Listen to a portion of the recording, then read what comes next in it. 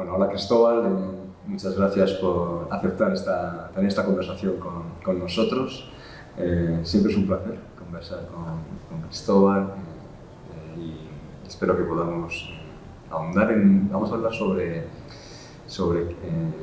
habilidades y competencias, pero esencialmente lo que creo que hablemos y maticemos y encontremos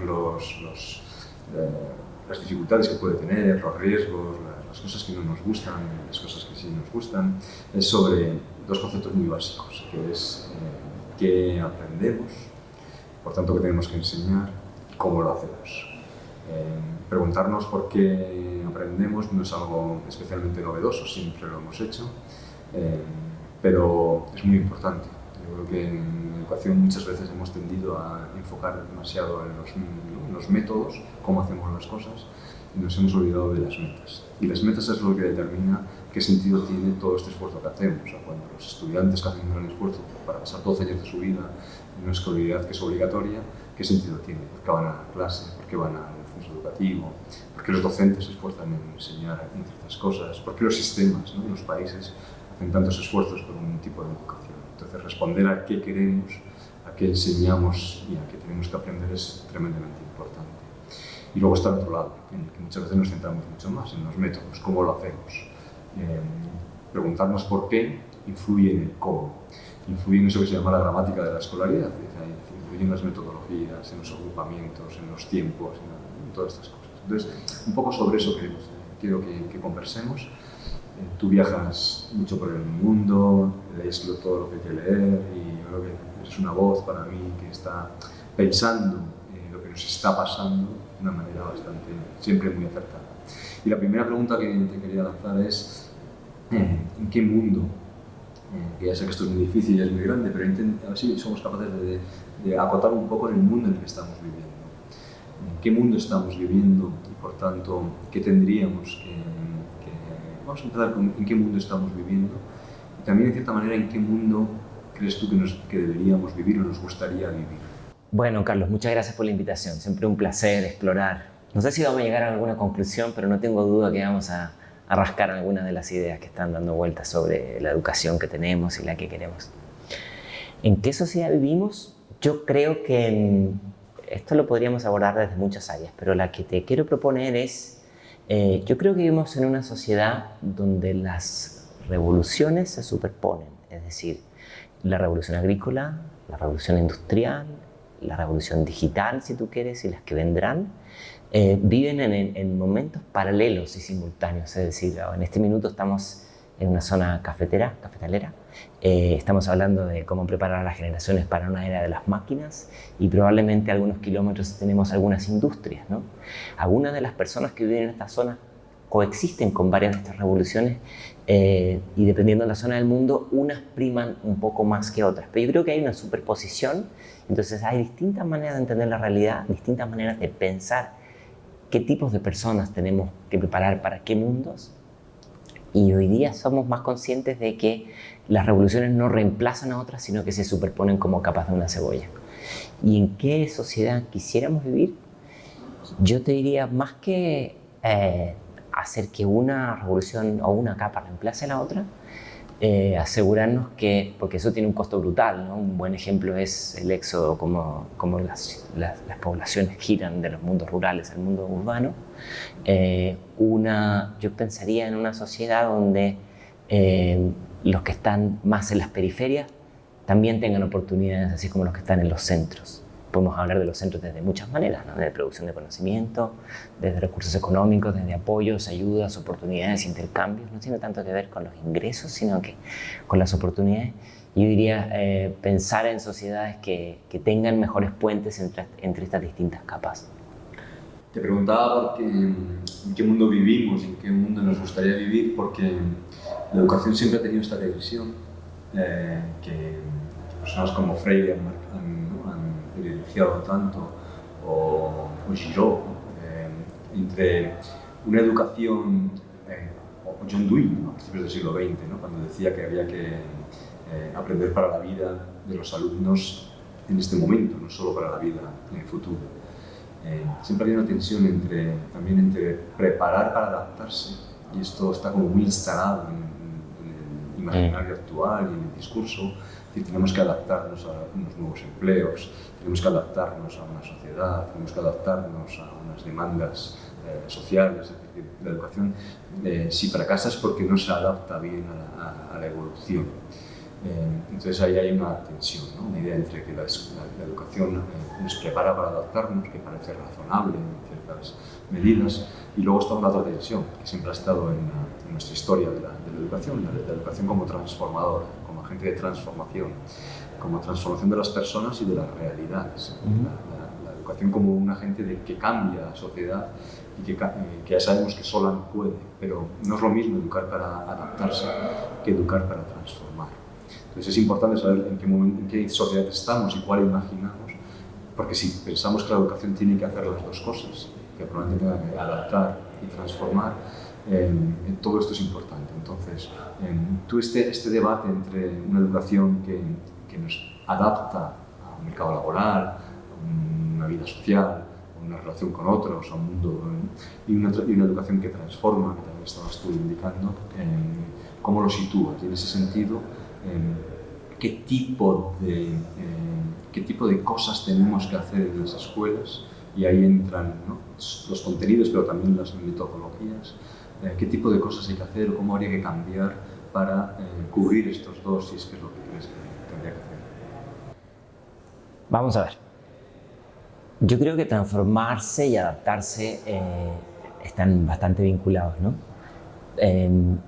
Pero si bien pueden responder bajo tu pregunta a objetivos distintos, tienen un hilo conductor común y es ninguno de los dos se agota en los procesos de educación formal, ¿no?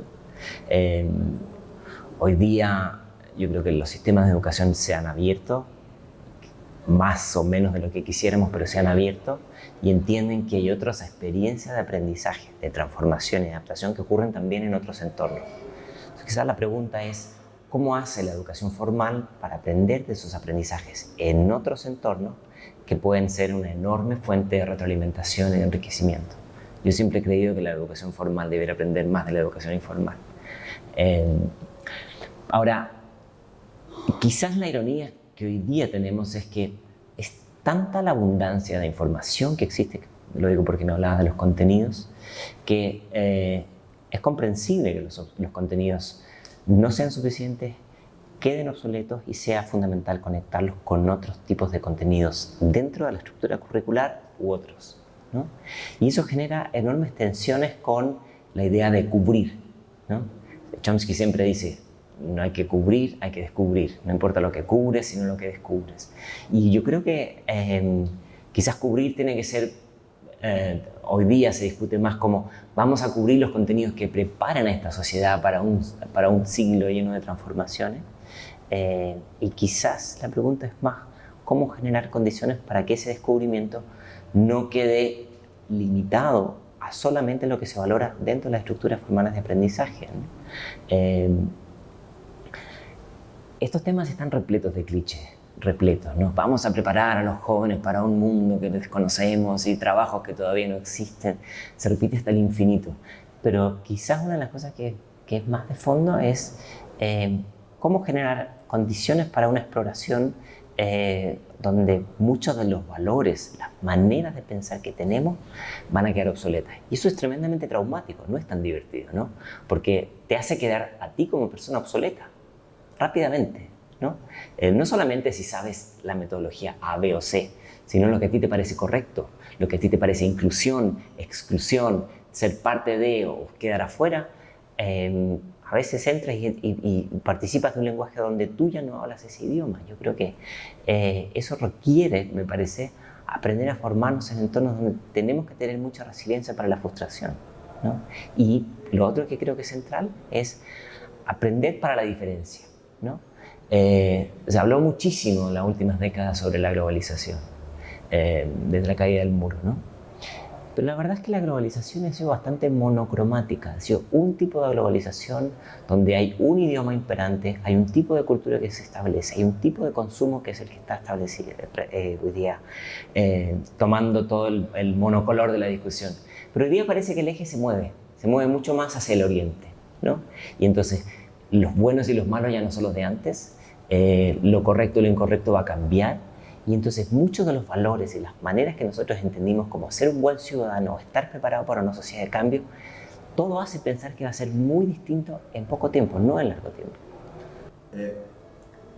Un pequeño inciso, porque me gusta este final que tú hacías sobre la idea de una globalización que nos ha uniformizado, ¿no? Y nos ha hecho que entendamos lo mismo por educación, que entendamos lo mismo por el tipo de... O sea, que entendamos una sola manera de entender los conocimientos que necesitamos, o las competencias, o las habilidades, y que entendamos qué significa ser buen ciudadano. Y esto es cuestionable. Pero es tan cuestionable no solo, yo creo, de ahí quería que exploráramos un poquito solamente, porque claro, si cambiamos el eje o la mirada o el punto de vista de donde estamos definiendo qué es ser buen ciudadano, clarísimamente vamos a tener respuestas distintas. Esto es importante incorporarlo también en nuestras escuelas, en nuestros modelos, en nuestros objetivos. Pero yo también me pregunto que a veces, cuando hablamos en educación, y ya me voy a otro plano que es muy, muy local, tan local como una escuela con sus estudiantes, muchas veces decimos, no, queremos que los estudiantes sean más responsables, autónomos, el centro del aprendizaje, y hacemos todas estas cosas, pero en el fondo seguimos diciéndoles, hay una definición de qué significa ser buen ciudadano. Es decir, hemos cambiado y decimos, no, ya no queremos solo que sepas mucha matemática, mucha historia, mucha filosofía, queremos que seas buen ciudadano. Pero yo te digo lo que significa ser buen ciudadano. Hay muy poco margen para que los propios estudiantes definan, porque igual de repente nos encontramos con que esto de ser un buen ciudadano no significa lo mismo para distintos estudiantes, incluso en el mismo contexto sociocultural. Entonces, igual que es importante, me parecía interesante tu idea de que hay que tener mayor la diferencia, ¿no? Y no lo estamos sabiendo hacer, y nos estamos dando cuenta que hay otras maneras de entender el mundo. También me gustaría, y esto tiene que ver más con la escuela y con cómo trabajamos en las escuelas, si hay grados de libertad para que los estudiantes puedan decidir visiones distintas de qué significa ser ciudadano. Y si estamos preparados para aceptar la incertidumbre que significa esa cesión tan grande de poder, que va incluso a cuestionar a lo mejor lo que nosotros mayores, o los otros gobiernos, o nosotros rectores decidimos que es ser buen ciudadano. Yo creo que la libertad es interesante porque está en los dos extremos de la sociedad. Es decir, en contextos más marginales, me parece que hay más posibilidad de transgredir, de cruzar la frontera y decir, no, esto que dice el de arriba, yo no estoy de acuerdo. Y en entornos, al otro lado del espectro, en entornos muy elite, donde hay todas las condiciones para una reflexión profunda y exploración y diversidad y distintas tonalidades y maneras de comprender la realidad, también se ve como la alta cultura la posibilidad de transgredir y ver qué es lo más sofisticado que a lo mejor no está en esta verdad que a mí me transfiere en el sistema educativo. Entonces, la pregunta está cómo hacemos para que los centros, la gran clase media, si que todavía existe, tenga la posibilidad también de transgredir. Yo suelo ser bastante escéptico de que sistemas que están diseñados para autoperpetuarse dejen estos espacios para poder transgredir y pensar en otras maneras de construir la realidad. Pero al mismo tiempo, soy muy optimista de los otros espacios que rodean estas estructuras. Hoy día existen voces, canales, tiempos que permiten eso, pero quizás desde lugares distintos. Entonces hay una tensión nuevamente entre la autoridad de lo que es políticamente correcto y de lo que una sociedad está buscando en un proceso de transformación permanente, que era la palabra que me ponías antes. Estamos como dando un poco el entorno, yo decía, me gustaría que habláramos un poco de un concepto que no es nuevo, pero cada vez ocupa más espacio, al menos en las declaraciones, en los debates educativos, que es el concepto difuso de habilidades. Es un término tremendamente conflictivo desde el punto de vista semántico, no terminamos porque se nos mezcla además el inglés con el castellano y nos cuesta muchísimo agarrarlo. Pero todo está más o menos, hay un origen más general, que son esto de aprender no solamente a saber cosas, sino también a hacer y a tener capacidad de interpretar esos haceres, esos saberes, esa idea que se puede ¿no? Resumir en idea de competencia, ¿no? Como unos saberes puestos en movimiento, transferidos, en los que también las actitudes y los valores son importantes, no solo un tipo de conocimientos.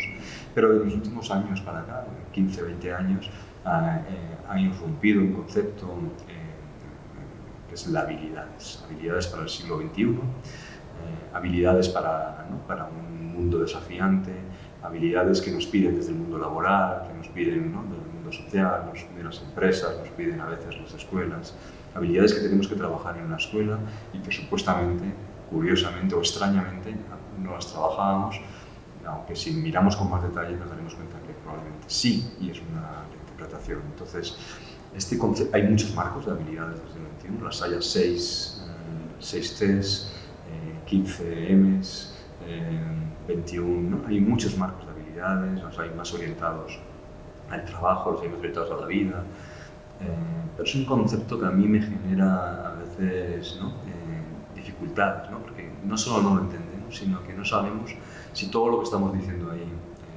es igual, no sabemos tampoco qué intereses, ¿no?, hay detrás de ese discurso tan neto sobre las habilidades. Entonces, bueno, yo quería primero una primera apreciación sobre esta idea que está todo el día, hoy la hemos escuchado, ayer la escuchamos, la estamos escuchando constantemente.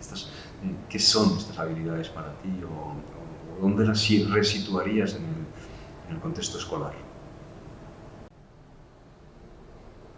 Bueno, las habilidades me parece un clarísimo ejemplo de esta visión monocromática de cómo tiene que ser, ¿no? Pareciera que todos discuten este tema de manera al unísono. Cuando digo todos, hablo de muchas culturas y muchas sociedades, ¿no? El concepto de habilidad del siglo XXI se etiqueta de maneras diferentes, pero cuando haces el listado del tipo de habilidades requeridas, hay un punto común bastante convergente. Hicimos algunas investigaciones sobre eso para comparar entre distintos países y hay un marco común muy que se repite de manera sistemática. Pero algunas apreciaciones desde mi perspectiva. En primer lugar, decir que, aunque a algunos les incomode, esto no tiene nada de nuevo, ¿no? Cuando yo empecé a investigar sobre este tema, encontré un reporte publicado a comienzos de los 80 por el gobierno de Ronald Reagan, cuando Japón estaba ganando momentum en el espacio internacional. Y entonces, en ese momento, este reporte, que es muy famoso, que se llama Nation at Risk, este reporte indica, es súper bonito porque se repite de manera sistemática la historia con distintas realidades, que Japón está creciendo en poder, ¿sí?, que Estados Unidos se va a quedar atrás, la lógica del miedo, ¿no?, y que hay que ponerse al día y que para eso hay que desarrollar un conjunto de habilidades. Lo más bonito del reporte es que dice hay que desarrollar habilidades para que la gente sepa utilizar nuevas tecnologías como el láser. Y yo pensaba Star Wars y todo detrás, ¿no? Entonces, el rayo X y qué sé yo. Entonces, si lo vemos de manera sistemática a lo largo del tiempo, hoy día han ganado momentum, han ganado visibilidad, pero no son nuevas. Siempre se dice en broma que una persona que arranca de un tigre que lo persigue hace 50.000 años también tiene que aplicar el pensamiento crítico. Y un rey que estaba por ser invadido también tenía que aplicarlo. Quizás lo que hoy día ha cambiado es que esas habilidades ya no son solamente para una elite tomadora de decisión, sino que para un segmento mucho más amplio. Y entonces la primera inquietud que yo veo en estos marcos es que se parecen un poco, con todo el respeto lo digo, un poco al listado de supermercado, ¿no? Hay que ser colaborador, hay que ser comunicador, hay que ser creativo, pensamiento crítico, cuando en realidad estas competencias son meta habilidades, es decir, una de las que yo he pensado más es la colaboración.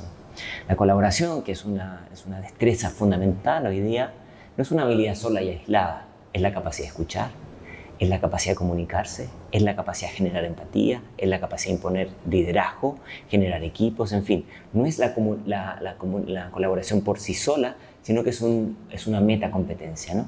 Entonces, esta idea de listar estos marcos empobrece muchísimo la interdependencia. Hoy día hemos entendido esto mucho mejor en los saberes. Sabemos que los saberes tienen que dialogar entre sí, pero las habilidades las desagregamos de una manera un poco hipersimplificada y me parece a mí bastante lejos de cómo se implementan en la realidad. Este reporte que señalaba de Nation at Risk, ¿no?, de los 80, me ha recordado a su vez la otra reacción anterior, esta vez no con los japoneses, sino con la Unión Soviética, Estados Unidos, hacia los 60, cuando llegan a la Luna. Cuando lanzan, no la Luna, pero cuando lanzan el Sputnik en la Unión Soviética, entonces de repente lo que había que hacer era trabajar el STEAM, ¿no? Que estamos hablando, ¿no? Trabajar la Science o Technology. Entonces ahora uno piensa, a ver si va a ser que lo que hacemos en las escuelas aquí en Colombia o en Uruguay o en Madrid nos lo está marcando la agenda política de un país que se siente, ¿no? amenazado y pone en marcha mecanismos de reacción muy aceptables que acaban permeando las programáticas curriculares y de fines. Y ahora ya no son los países solos, sino que tenemos también instituciones supranacionales que de alguna manera están decidiendo currículums nacionales. Jordi Adel siempre dice la OSD es el Ministerio de Educación del planeta, claro, ¿no? Claro. Y nadie votó por ellos. Tenemos ministerios que no hemos elegido, ¿no? Y que nos están marcando las políticas y por tanto Y esto es interesante, ¿no? Porque no digo que no sea... Yo creo que como dices tú, esto de las habilidades no son nuevas. También me cuestiono que aunque las hemos necesitado, es verdad, no todos las hemos tenido. Estaban como reservadas, como siempre, a ciertos élites, ¿no? Que tiene que ver con ese fracaso de la escuela de ser verdaderamente un ascensor, ¿no? De llegar a todo, ¿no? De no ser un reproductor, como decían Bourdieu en los 60. Entonces ahora la pregunta que nos hacemos es, bueno, ya sabemos que estaban ahí esas habilidades y que algunos hemos tenido más suerte para tenerlas por el contexto, por los aprendizajes informales, ahora queremos que todos las tengamos. Y ahí sí que la escuela tiene un rol que jugar. Entonces, aunque no son novedosas, y aunque a lo mejor hay que cuestionar algunas de ellas, porque debajo hay discursos o bien nacionales, o bien supranacionales, o bien, ¿no? Estos de la economía de la felicidad, hay discursos que podríamos sospechar sobre ellos, sí creo que tienen validez en algunos contextos y que necesitamos trabajarlas. Entonces, desde tu perspectiva, aunque estaban, ¿por qué no se trabajaba? ¿Qué es lo que estaba pasando o de otra manera? Aunque ahora sabemos lo que hay que hacer y las aceptemos y declaremos que todos que queremos ser estudiantes críticos y creativos y reflexivos y comunicativos y colaborativos, ¿qué está pasando entre esa brecha entre lo que decimos y lo que hay que hacer? ¿Cómo habría que intentar cerrarla? Entiendo que tiene que ver también con esa educación expandida e informal que tú estás todo el rato señalando. Bueno, es una súper buena pregunta y es muy provocadora porque plantea esta idea de sabemos en qué dirección hay que avanzar y quizás yo lo ajustaría un poquito la frase, sabemos en qué dirección quieren que avancemos, ¿no? O sea, al haber un gran órgano regulador donde establece los estándares, marca una agenda global en dirección a una cosa que beneficia probablemente más a ciertos centros y no necesariamente a las periferias. Te doy un ejemplo muy claro. Vivimos en una época de mucha tecnología. Es cierto que falta la mitad del planeta que tenga acceso a Internet, pero ya el 50%, más del 50% tiene acceso a Internet. Y hoy día los datos están por todos lados, son instrumentos para tomar decisiones. Las ciudades se piensan como centros de datos, las empresas también. Y entonces en ese mundo la tecnología juega un papel fundamental y por ende se traduce es un gran demandante de fuerza laboral. Y eso se traduce en bajar a niveles secundarios y primarios tenemos que formar pensamiento computacional como la gran herramienta para salvar a todos los que quieran sobrevivir en una época de cambios donde no sabemos qué tipos de empleo se van a necesitar, la frase que se repite al infinito, ¿no? ¿Y qué pasa si no es así? ¿Y qué pasa si el aprender a hacer código no es más que una nueva manera de ser un obrero de segunda, mal pagado de manera remota para beneficiar a empresas que están en el centro, ¿no? O sea, yo tengo muchísimo miedo. Me parece que el pensamiento computacional es súper potente como concepto, porque yo lo veo muy cercano a la filosofía y al pensamiento científico. Es una herramienta para aprender a pensar, pero lo uso en este caso como un ejemplo crítico. ¿Por qué? Porque si solamente sabemos aprender a programar, estoy siendo un poco simple si quieres, ¿no?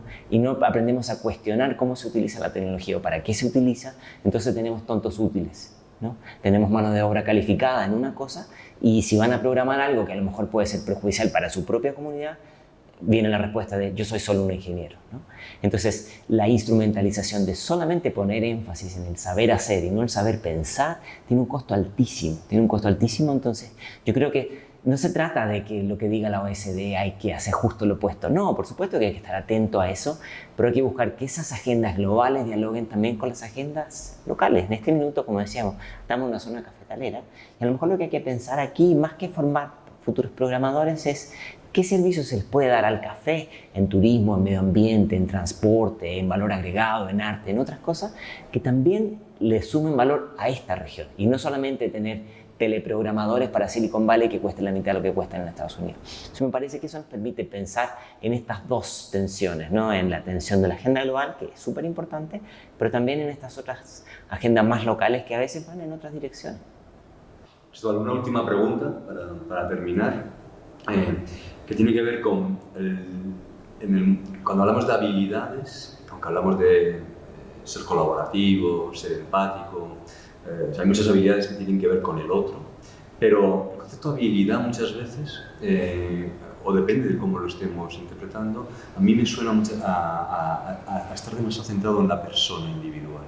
Y estamos olvidando lo colectivo, lo social, las estructuras en las que vivimos, los contextos en los que vivimos, que no aprendemos solos, pero también que no podemos vivir sin otros, ¿no? ¿Cómo dialogan, desde tu punto de vista, esa insistencia en las habilidades muy personales y la necesidad que tenemos de entender que vivimos en una sociedad y que los contextos son importantes? Hay habilidades que estamos intentando trabajar en los individuos que están muy matizadas por sus contextos de vida y sociales. En el ámbito de la educación insistimos mucho en el esfuerzo, la capacidad de esfuerzo, como una habilidad a tener en cuenta, valorar, que valdría para vivir en teoría mejor, pero la capacidad de esfuerzo está muy condicionada por tus condiciones de vida. Y sobre tus condiciones de vida no puedes hacer, o sea, puedes hacer cosas, pero no todo. Tú no controlas ni tu felicidad, ni hasta dónde tu capacidad de esfuerzo te puede llevar. Entonces, ¿cómo dialoga lo individual y lo social? El otro día escuchaba una compilación de Margaret Thatcher cuando ella decía que no existe la sociedad, solamente existen los individuos y las familias. Y hoy día, claro, tiene un tono un poco nostálgico, histórico, pero si lo miramos a la luz de, por ejemplo, las tecnologías, todo el consumo es individual, ¿no? Todo es para empoderarte, ¿no? Todo es para que tú construyas una identidad digital, para que llegues a... O sea,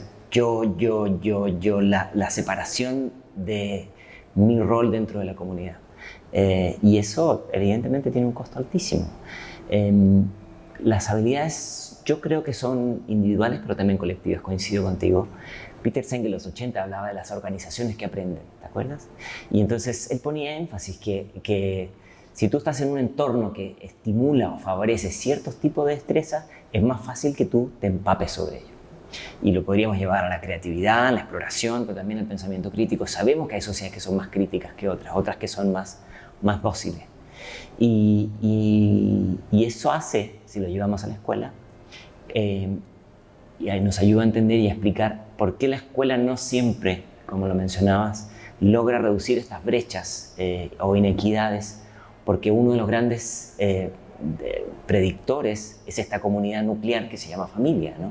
En la medida que la familia genera ciertas condiciones, ciertas reflexiones, cierta riqueza en vocabulario incluso, o de ver y entender y dialogar con distintas realidades, uno entra con una mucho mejor o mucho más adversa condición para moverse en el entorno escolar y en otros entornos.